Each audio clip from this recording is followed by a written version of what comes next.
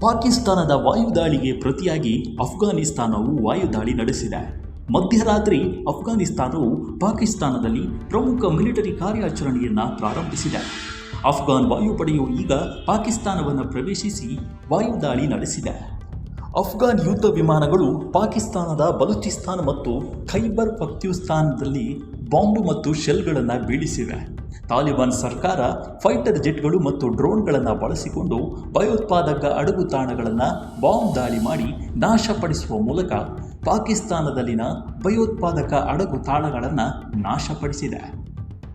ಬಲೂಚಿಸ್ತಾನದ ಫಿಶಿನ್ ಜಿಲ್ಲೆಯ ಸರಿಯಾನ್ ಪ್ರದೇಶದಲ್ಲಿ ಐಸಿಸ್ ಜಂಟಿ ಕೇಂದ್ರವನ್ನು ವೈಮಾನಿಕ ದಾಳಿಯು ನಾಶಪಡಿಸಿದೆ ಎಂದು ಅಫ್ಘಾನ್ ರಕ್ಷಣಾ ಸಚಿವಾಲಯ ಹೇಳಿಕೊಂಡಿದೆ. ಇದಲ್ಲದೆ ಅಫ್ಘಾನ್ ಯುದ್ಧ ವಿಮಾನಗಳು ಪಾಕಿಸ್ತಾನದ ಚಿತ್ರಾಲ್ನ ಶಾ ಸಲೀಂ ಕಣಿವೆಯಲ್ಲಿರುವ ಐಸಿಸ್ ಅಡಗುತಾಣಗಳು ಮತ್ತು ಖೈಬರ್ ಪಖ್ತೂನ್ಖವಾದಲ್ಲಿರುವ ಖಂಬರ್ ಖೇಲ್ ಮೇಲೆ ವೈಮಾನಿಕ ದಾಳಿ ನಡೆಸಿವೆ. ಈ ವಿನಾಶಕಾರಿ ದಾಳಿಯು ಭಯೋತ್ಪಾದಕ ಅಡಗುತಾಣಗಳಿಗೆ ಗಮನಾರ್ಹ ಹಾನಿಯನ್ನು ಉಂಟುಮಾಡಿದೆ. ಈ ವಾಯುದಾಳಿಯು ಅಫ್ಘಾನಿಸ್ತಾನದಲ್ಲಿ ನಾಗರಿಕರ ವಿರುದ್ಧ ಬಾಂಬ್ ದಾಳಿ ನಡೆಸಲು ಸಂಚು ರೂಪಿಸುತ್ತಿದ್ದ ಭಯೋತ್ಪಾದಕ ನೆಲೆಗಳನ್ನು ನಾಶಪಡಿಸಿದೆ ಎಂದು ಅಫ್ಘಾನಿಸ್ತಾನ ಸರ್ಕಾರ ಹೇಳುತ್ತಿದೆ.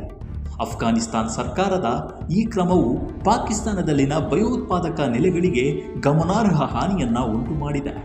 ಇದಲ್ಲದೆ ಅಫ್ಘಾನಿಸ್ತಾನ ಸರ್ಕಾರವು ಪಾಕಿಸ್ತಾನಕ್ಕೆ ಮತ್ತಷ್ಟು ದಾಳಿಗಳ ಬಗ್ಗೆ ಎಚ್ಚರಿಕೆಯನ್ನು ನೀಡಿದೆ.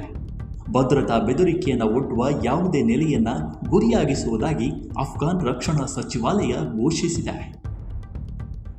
ಅಫ್ಘಾನಿಸ್ತಾನ ರಕ್ಷಣಾ ಸಚಿವಾಲಯದ ಪ್ರಕಾರ ಪಾಕಿಸ್ತಾನದಲ್ಲಿ ವಾಯುದಾಳಿಯ ಸಮಯದಲ್ಲಿ ಗುರಿಯಾಗಿಸಿಕೊಂಡ ನೆಲೆಗಳನ್ನು ಅಫ್ಘಾನಿಸ್ತಾನದೊಳಗೆ ನಾಗರಿಕರ ವಿರುದ್ಧ ವಿಧ್ವಂಸಕ ಕೃತ್ಯಗಳು ಮತ್ತು ದಾಳಿಗಳನ್ನು ಯೋಜಿಸಲು ಬಳಸಲಾಗ್ತಾ ಇತ್ತು.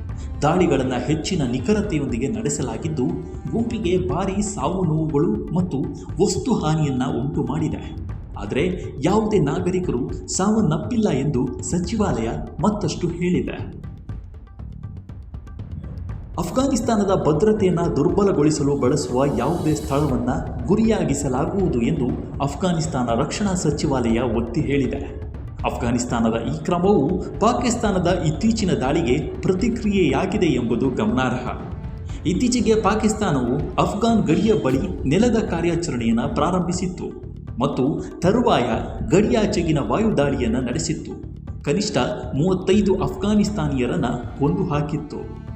ಇದಕ್ಕೆ ಪ್ರತಿಯಾಗಿ ಮತ್ತೆ ದಾಳಿ ಮುಂದುವರೆದಿದ್ದು ಇದು ಇನ್ಯಾವ ಮಟ್ಟಕ್ಕೆ ಹೋಗಿ ತಲುಪುತ್ತೆ ಅನ್ನೋದೇ ಎಲ್ಲರ ಆತಂಕಕ್ಕೆ ಕಾರಣವಾಗಿದೆ.